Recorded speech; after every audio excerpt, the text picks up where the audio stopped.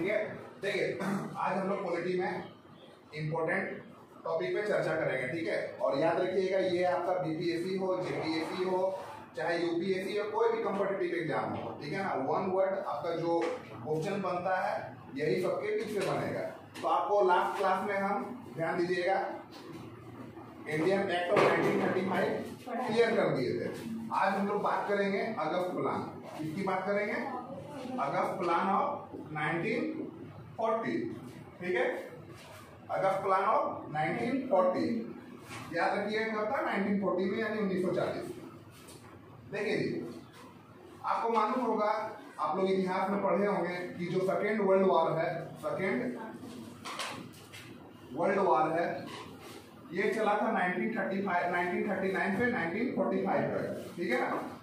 1939 से 1945 तक उस समय भारत का, उस समय इंडिया का जो गवर्नर जनरल थे, यानी जिसको हम लोग वाइस रॉय बोलते हैं, ठीक है ना, वाइस रॉय, वो थे लॉर्ड लिलिंगथो। लॉर्ड लिलिंगथो थे, ठीक है। तो देखिए उस समय सेकेंड वर्ल्ड वॉर चल रहा था। एक साइड में इंग्लैंड, फ्रांस, यूएसएसआर जो आज का डेट में रसिया है, और यूएसए एक साइड में थे। ये लोग कहलाते थे मैत्री देश, यानी मैत्री देश यानी फ्रेंडशिप एलाइज, ठीक है ना। और दूसरी साइड थे इसके जर्मनी, जापान और इटाली जो धुरी देश कहलाते थे, यानी एक्सिस पावर, ठीक है। एक साइड में एलाइड पावर, दूसरा साइड में एक्सिस पावर। तो देखिए दुनिया के लगभग हर देश जो है, दुनिया के लगभग most of the countries where that time the colony of England, उस समय दुनिया के लगभग जितने भी बड़े छोटे देश है उन पे इंग्लैंड का सीधे तौर पर या अप्रत्यक्ष रूप से अधिकार रहता था। तो इंग्लैंड सरकार चाहती थी कि जो इंडियन सोल्जर है, यानी उस समय जो आज के डेट में इंडियन आर्मी है, उस समय ब्रिटिश इंडियन आर्मी कहलाता था, ठीक है ना। और वो चाहती थी कि जो इंडियन आर्मी है, ब्रिटिश इंडियन आर्मी, वो इंग्लैंड की तरफ से सेकेंड वर्ल्ड वॉर में एक्सिस पावर से लड़े। परंतु जो इंडियन लीडर है, जैसे हमारे प्रिय बापूजी, आप सभी के बापूजी महात्मा गांधी जी, ठीक है, और जवाहरलाल नेहरू चाचा जी हमारे, और उस समय के जो लोह पुरुष थे, आयरन मैन सरदार वल्लभ भाई पटेल, ये सब खिलाफ थे। ये सब नहीं चाहते थे कि इंडियन सोल्जर जो है वर्ल्ड वॉर सेकेंड में इंग्लैंड की तरफ से युद्ध लड़े। परंतु गांधी जी ने जो है कुछ शर्तों के साथ इनमें समर्थन कर दिया कि ठीक है, इंडियन जो ब्रिटिश इंडियन सोल्जर है वो सेकेंड वर्ल्ड वॉर में ब्रिटेन की तरफ से सेकेंड वर्ल्ड वॉर में एक्सिस पावर के खिलाफ युद्ध लड़ेंगे। क्यों? क्योंकि गांधी जी चाहते थे, ठीक है, क्योंकि ये जो इंग्लैंड था वो डेमोक्रेसी के लिए लड़ रहा था, डेमोक्रेसी मीन्स लोकतंत्र के लिए। क्योंकि इन सभी देशों में देखोगे जो सरकार है डायरेक्ट जनता द्वारा चुनी जाती थी। और जापान, जर्मनी और इटली, यहाँ पे जर्मनी में नाजिज्म था जिसको हम लोग फांसीवाद बोलते हैं, इटली में भी फांसीवाद था, ठीक है ना, और जापान में मोनार्क था, यानी वहाँ का राजा का रूल होता था। तो ये एक लोकतंत्र और बोल सकते हैं फांसीवाद और मोनार्क के खिलाफ लड़ाई था। तो गांधी जी जो है इस कारण से भी समर्थन किए कि जो इंग्लैंड है वो डेमोक्रेसी के लिए लड़ रहा है, डेमोक्रेसी यानी लोकतंत्र के लिए, ठीक है। इसमें जो गवर्नर जनरल थे यानी वाइस रॉय लॉर्ड लिलिंगथो, उन्होंने इंडियन लीडर को वादा कर रखा था। इंडियन लीडर भी इस उम्मीद से सपोर्ट किए क्योंकि उनका मानना था कि अगर हम लोग सेकेंड वर्ल्ड वॉर में इंग्लैंड का सहायता करते हैं तो हो सकता है इंग्लैंड सरकार जो है आने वाला दिन में इंडिया को आजाद कर दे, इंडिपेंडेंट दे दे। तो उन्होंने, जो लॉर्ड लिलिंगथो है, उन्होंने बोला कि ठीक है, अगर आप हमें समर्थन करते हैं तो वर्ल्ड वॉर जीतने के पश्चात, ठीक है ना, इंडियन रिप्रेजेंटेटिव का एक अलग से, ठीक है, हमारे गवर्नमेंट में एक उनका काउंसिल होगा। मतलब कि जो अब चुनाव होगा उनमें इंडियन रिप्रेजेंटेटिव को हम अपने जो काउंसिल है, जो लॉर्ड लिलिंगथो का, समझ रहे हैं ना, सरकार में जगह दिया जाएगा इंडियन रिप्रेजेंटेटिव को भी, जो चुनाव जीत के इंडियन सब आए हैं। बात समझ में आया? दूसरा, डोमिनियन स्टेटस का दर्जा दिया जाएगा। किसका? Dominion status. डोमिनियन स्टेटस क्या होता है जी? कि ठीक है, सारा चीज जो है इंडियन रिप्रेजेंटेटिव चुन के आएगा, इंडियन नेता लोग, वो लोग अपना अनुसार इंडियन का जो हित है, इंडियन लोग का जो इंटरेस्ट है, उनके अनुसार कानून भी बनाया जाएगा, ठीक है ना। परंतु हेड ऑफ द स्टेट जो है इंग्लैंड रहेगा, मालिकाना हक जो है इंडिया पे इंग्लैंड का ही रहेगा। आप लोग अपना कानून अपने अनुसार बना सकते हैं, इंडियन लोग इंडियंस के लिए कानून बना सकते हैं, बट जो है डायरेक्ट रूल जो है अभी भी इंग्लैंड का चलेगा। ठीक है ना, ठीक है। अब देखिए अगस्त प्लान क्लियर हो गया सबको?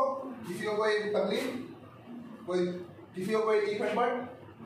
आगे बढ़ा जाए।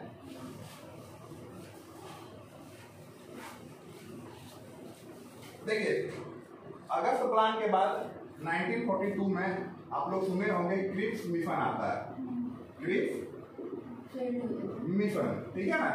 क्रिप्स मिशन आता है, इनका भी जो मेन ऑब्जेक्टिव रहता है ये, ठीक है, इंडियन नेता तो लोग मिलते हैं क्योंकि सेकेंड वर्ल्ड वॉर जो है चल रहा था, इंडियन लीडर से मिलने आते हैं, इंडियन लीडर को बताते हैं कि ठीक है हम आपको जो है डोमिनियन स्टेटस का दर्जा देंगे, डोमिनियन स्टेटस का, इंडिपेंडेंस फुल नहीं दे सकते किंतु आपको डोमिनियन स्टेटस बताएगी कि इंडियन लोग को जो है नेता लोग को आजादी रहेगा, चुनाव जीत कर गया है और वो अपना कानून बना सकते हैं, बट आजादी फुल फ्रीडम हम नहीं दे सकते। हेड ऑफ द स्टेट जो है इंग्लैंड रहेगा, इसलिए जो है क्रिप्स मिशन फेल हो जाता है, याद रखिए, क्योंकि जो है इंडियन लीडर और क्रिप्स मिशन के बीच में एक कॉमन ग्राउंड तैयार नहीं हो पाता है। कॉमन ग्राउंड समझ रहे? इंडियन लीडर सब चाहते थे पूर्ण स्वतंत्रता, परंतु ये लोग बोले पूर्ण स्वतंत्रता नहीं मिलेगा, डोमिनियन स्टेटस हम आपको ग्रांट कर सकते हैं, ठीक है। इसी कारण वो जो है दोनों क्रिप्स और इंडियन लीडर के बीच में एक समन्वय यानी म्यूचुअल जो एक होता है भावना नहीं बन सका और अल्टीमेटली क्रिप्स मिशन फेल हो गया, ठीक है। क्लियर हुआ?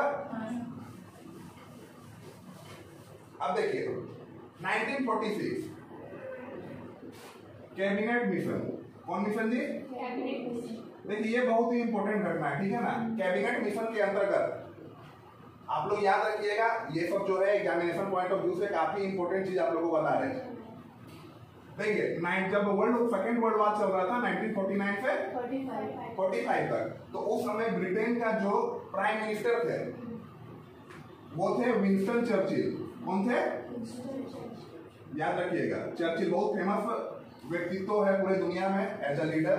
विंस्टन चर्चिल का आप लोग नाम कई बार सुने भी होंगे, ठीक है ना। 1945 के बाद जो है इंग्लैंड में इलेक्शन होता है, इंग्लैंड में इलेक्शन होता है, विंस्टन चर्चिल का कंजर्वेटिव पार्टी हार जाता है, लेबर पार्टी सत्ता में आता है। कौन पार्टी आता है इंग्लैंड का? लेबर पार्टी, ठीक है ना। और क्लीमेंट एटली, नाम याद रखिएगा, क्लीमेंट एटली इंग्लैंड के प्रधानमंत्री बनते हैं। कौन पार्टी से थे वो? लेबर पार्टी से, ठीक है। क्लीमेंट एटली प्रधानमंत्री बनते हैं और इनका जो है लेबर पार्टी शुरू से जो है इंडिया के प्रति सहानुभूति रखता था, इंडियन एंड इंडियन के प्रति हल्का सहानुभूति रहता था। क्लीमेंट एटली ने घोषणा किया, ठीक है ना, कि ठीक है हम इंडिया को बहुत जल्द ही आजाद कर देंगे, we will grant the independence to India, ठीक है। इसके लिए इन्होंने 3 व्यक्ति को भेजे, 3 मिनिस्टर को भेजे जी। नाम याद रखिएगा 3 मिनिस्टर का, ठीक है, याद रखिएगा। सुनिए, हम जानते हैं आप लोग बहुत टैलेंटेड है। फ्रेडरिक लॉरेंस, ये कौन थे जी? बताइए, आपको बहुत मालूम है। मिस अनुष्का बताइए। ये जो है फॉरेन मिनिस्टर ऑफ ब्रिटेन थे। कौन थे? Foreign minister of Britain. ये याद रखिएगा, कहीं नहीं मिलेगा आप लोगों को कोई भी किताब में। फॉरेन मिनिस्टर ऑफ ब्रिटेन यानी इंग्लैंड के विदेश मंत्री, ठीक है। क्लियर हुआ? अब देखिए दूसरा,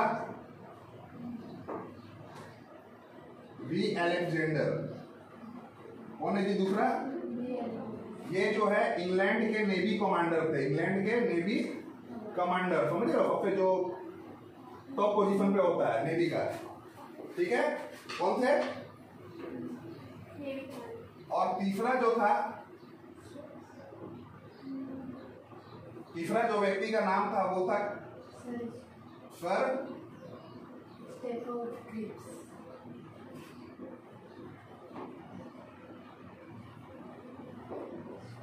ठीक है।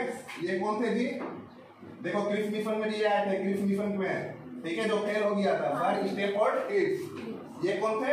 ये जो इंग्लैंड का जो ट्रेड कॉमर्स यानी व्यापार संगठन का जो मुखिया था ना, व्यापार संगठन का, उनका हेड थे सर स्टैफोर्ड पीस। कौन थे? Chairman of trade and commerce of England. ठीक है, ये तीनों व्यक्ति को जो है क्लीमेंट एटली प्रतिनिधित्व यानी एज ए रिप्रेजेंटेटिव भारत भेजते हैं कि जाइए आप वहां के लोगों से, वहां के नेताओं से मिलिए और हम आजादी तो दे देंगे, परंतु आजादी कैसे दे दे भाई? आजाद हम कर देंगे तो इंडिया फिर कौन चलाएगा? तो वहां पे तो भाई कोई कानून व्यवस्था होना चाहिए ना, वहां पे कोई कानून। अगर हम आजाद कर देते तो इंडिया को चलाने के लिए कोई तो एक एडमिनिस्ट्रेशन, एक रूप होना चाहिए जो देश को चला सके। बात समझ रहे हो? तो देखिए, ये इंडियन लीडर लोग से बात किए, ठीक है, ये इंडियन लीडर लोग से बात किए, इंडियन लीडर लोग भी तैयार हो गए। इन्होंने बात किया, जो कैबिनेट मिशन के अंतर्गत कहा गया कि जो आप है कॉन्स्टिट्यूएंट असेंबली का निर्माण करें, कॉन्स्टिट्यूएंट असेंबली यानी संविधान सभा।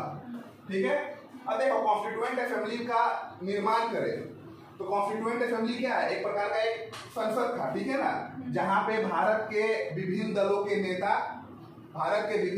नेता, जिसमें कांग्रेस और मुस्लिम लीग, उस समय दो ही बहुत बड़े भारत में पॉलिटिकल पार्टी थी, कांग्रेस, दूसरा मुस्लिम लीग, ये एक हो गया। दूसरा प्रिंसली स्टेट के नॉमिनेटेड मेंबर, प्रिंसली स्टेट भी जानते हैं, बहुत सारे रजवाड़े थे, राजे रजवाड़े, तो उनके भी तरफ से उनका रिप्रेजेंटेटिव। अब जैसे हम मानिए कुमारडुबी का राजा है फॉर एग्जाम्पल, तो हम आपको अपना तरफ से रिप्रेजेंटेटिव बना के कॉन्स्टिट्यूएंट असेंबली में भाग लेने के लिए भेजे। और तीसरा ब्रिटिश इंडिया का अपना नॉमिनेटेड मेंबर, यानी सरकार के कुछ अपने नॉमिनेटेड मेंबर। अब देखिए, जो कैबिनेट मिशन था, इन्होंने पाकिस्तान मूवमेंट यानी पाकिस्तान जो डिमांड किया जा रहा था, ठीक है ना, उनको नकार दिया। वो बोला कि नहीं, पाकिस्तान का जो मांग है उसको हम नहीं स्वीकार सकते। इसलिए जो कैबिनेट मिशन का जो मीटिंग था कॉन्स्टिट्यूएंट असेंबली में, कहाँ मीटिंग था? क्योंकि इसी में बोला था ना कि सब नेता लोग बैठे आपस में और संविधान, क्योंकि भाई हम देश आजाद करेंगे तो देश चलाने के लिए तो संविधान होना चाहिए, तो संविधान का निर्माण करें। तो पाकिस्तान का जो मांग था उसको कैबिनेट मिशन ने फुल्ली नकार दिया। तो मुस्लिम लीग ने बॉयकॉट कर दिया। मुस्लिम लीग भी बोला कि हम लोग जो है संविधान सभा में पार्ट नहीं लेंगे, क्योंकि मुस्लिम लीग जो है वो अलग एक धर्म के नाम पे एक अलग देश का निर्माण कर रहा था, जो था पाकिस्तान। 1940s में एक बहुत ही फेमस डायलॉग मुस्लिम लीग द्वारा फेमस था कि हाथ में लोटा मुंह में पान, लेकर रहेंगे पाकिस्तान। तो पाकिस्तान का डिमांड जब कैबिनेट मिशन के द्वारा उसको नकारा गया, तो ये लोग जो है कंप्लीटली बाइकआउट कर दिए कॉन्स्टिट्यूएंट असेंबली का। ठीक है ना, तो देखिए कांग्रेस मतलब ऑल ओवर इंडिया से, ठीक है ना, टोटल कांग्रेस की तरफ से 293 मेंबर पार्ट लिए और ऑल ओवर इंडिया से 299, क्योंकि कांग्रेस मतलब जो है फिर कॉन्स्टिट्यूएंट असेंबली का निर्माण में सिर्फ कांग्रेस पार्टी ही पार्ट लिया। ठीक है, और कुछ प्रिंसली स्टेट के मेंबर यानी कुछ राजे रजवाड़े, भारत में बहुत सारे छोटे छोटे राजे रजवाड़े थे, लगान भी आप लोग देते होंगे राजा टाइप का, आपको 3 गुना लगान देना पड़ेगा। उसी प्रकार जो कॉन्स्टिट्यूएंट असेंबली है उसमें 293 मेंबर कांग्रेस के थे और बाद बाकी छोटे 2-4 मतलब जो है स्टेट के मेंबर और गवर्नमेंट का, जो इंग्लैंड का, ब्रिटिश इंडिया का कुछ मेंबर थे और बाद बाकी कांग्रेस का, यानी ओवरऑल 299 मेंबर ने कॉन्स्टिट्यूएंट असेंबली में भाग लिया। कितना मेंबर ने भाग लिया? 299। ठीक है, और देखिए पंडित जवाहरलाल नेहरू के अध्यक्षता में, के चेयरमैन, ठीक है ना, पंडित जवाहरलाल नेहरू की अध्यक्षता में, Pandit Jawaharlal Nehru was the chairman under which constituent assembly was taken and its work started. ठीक है, तो कहने का मतलब है पंडित जवाहरलाल नेहरू की अध्यक्षता में जब कॉन्स्टिट्यूएंट असेंबली का निर्माण हुआ तो उसका चेयरमैन कौन थे? पंडित जवाहरलाल नेहरू की अध्यक्षता में ये कार्य स्टार्ट हुआ। ठीक है ना, और याद रखिएगा 1946 में और 1946 में सरकार के निर्देशानुसार, सरकार का जो उस समय ब्रिटिश इंडिया था, निर्देशानुसार पूरा इंडिया में चुनाव हुआ, क्योंकि कॉन्स्टिट्यूएंट असेंबली में, ठीक है, बात होगी 299 मेंबर मौजूद थे। ठीक है ना, बात हुआ कि ठीक है हम लोग देश हमारा कैसा होगा आगे चल के, जब अंग्रेज छोड़ के जाएगा हमारा देश कैसा होगा, हम लोग कानून बनाएंगे। ठीक है, तय हो गया। 299 मेंबर भाग लिए थे अब देखिए 1946 में इंग्लैंड सरकार के निर्देशानुसार मीन्स उनके गाइडलाइंस और उनके निगरानी में ऑल ओवर कंट्री चुनाव हुआ। जो मेंबर जीत के आए वे कॉन्स्टिट्यूएंट असेंबली में उसके मेंबर बन गए। समझ में आया? चुनाव हुआ, जो जीत के आए डायरेक्ट कॉन्स्टिट्यूएंट असेंबली पहुंचे संविधान बनाने के लिए। सरकार बोला ना कि मतलब अपना बनाइए संविधान, आप लोग खुद बनाइए, ठीक है, बात समझ आ रहा ना। तो कॉन्स्टिट्यूएंट असेंबली 1946 में कॉन्स्टिट्यूएंट असेंबली का चुनाव हुआ, ठीक है, और जो चुनाव जीते वो किसके मेंबर बने? कॉन्स्टिट्यूएंट असेंबली में, ठीक है। और वो लोग नेता लोग बैठे और भारत का संविधान कैसा होगा उस पर चर्चा और बहस स्टार्ट हो गया। याद रखिएगा, क्वेश्चन करता है कि जब कॉन्स्टिट्यूएंट असेंबली 1946 का इलेक्शन हुआ तो भीमराव अंबेडकर किस राज्य से जो है कॉन्स्टिट्यूएंट असेंबली का सदस्य बने थे? वेस्ट बंगाल, ठीक है, समझ में आया? देखिए कॉन्स्टिट्यूएंट असेंबली का जब स्टार्टिंग हो गया संविधान निर्माण का कार्य, तो doctor Sachchidanand Sinha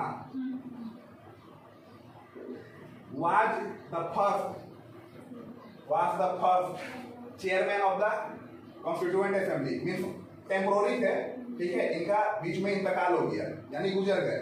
He was the first temporary chairman of constituent assembly। कौन थे? डॉक्टर सच्चिदानंद सिन्हा। याद रखिएगा, सच्चिदानंद सिन्हा जी पहले व्यक्ति थे जो अस्थायी रूप से कॉन्स्टिट्यूएंट असेंबली यानी संविधान सभा के अध्यक्ष थे, ठीक है। अस्थायी में कौन थे? ये तो टेम्पोररी हो गए, डॉक्टर राजेंद्र प्रसाद। अस्थायी कौन थे? डॉक्टर राजेंद्र प्रसाद, ठीक है, ठीक। और देखिए ड्राफ्टिंग कमेटी क्या होता है जी कि अगर आपका कुछ बिल पास हुआ तो वो मेरे पास आएगा, हम उसको एक प्रारूप देंगे, ठीक है ना। तो ड्राफ्टिंग कमेटी का जो चेयरमैन थे वो थे डॉक्टर भीमराव अंबेडकर। इन्हीं को मीन्स कर सकते एक प्रकार से, क्योंकि ड्राफ्टिंग कमेटी के अध्यक्ष थे, ठीक है ना, चेयरमैन थे, इन्हें फादर ऑफ इंडियन कॉन्स्टिट्यूशन के रूप से भी जाना जाता है। और एक क्वेश्चन है कि who is first speaker of Lok Sabha? तो जेबी मालवंकर जी थे। याद रखिएगा, तो क्वेश्चन एग्जाम में करता है जेबी मालवंकर, ठीक है ना। इसको हम सब आप लोग को बताएंगे।